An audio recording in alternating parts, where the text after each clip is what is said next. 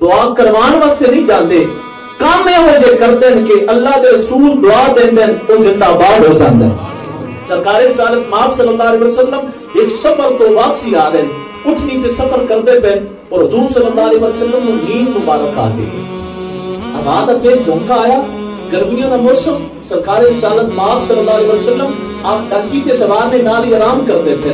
سرکار پاک صلی اللہ علیہ وسلم کے صحابی حضرت طلحہ رضی اللہ تعالیٰ عنہ دی نظر پئی، جب انہوں نے دیکھا نا کہ حضور آرام کر دیتے ہیں، آپ نے بھی پتا ہے بندہ سواری تے ہوگے تے یا نیندر ہوندی ہے یا پھر سفر ہوتا ہے، تو وہ جو ایک چیز رہندی ہے کہ وہ صحابی جدا میں کرنا تے وہ سرکار رسالت مآب صلی اللہ علیہ وسلم دی سواری دے کول حاضر ہو گئے، جدا بھی سرکار پاک نو جھونکا آندا نا نیند دا تو اس وقت ہاتھ سامنے پیش کر دیندے۔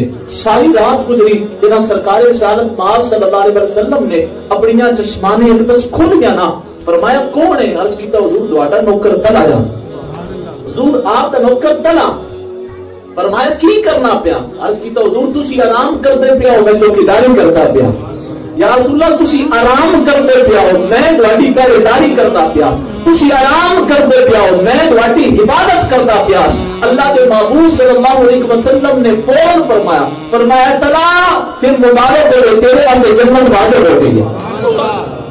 انہاں دعا بس آخیا نہیں آخیا، لیکن انہاں کام میں وہ جا کیتا، اللہ کے حبیب نے انہاں سے دو جہان سوار چھڈے۔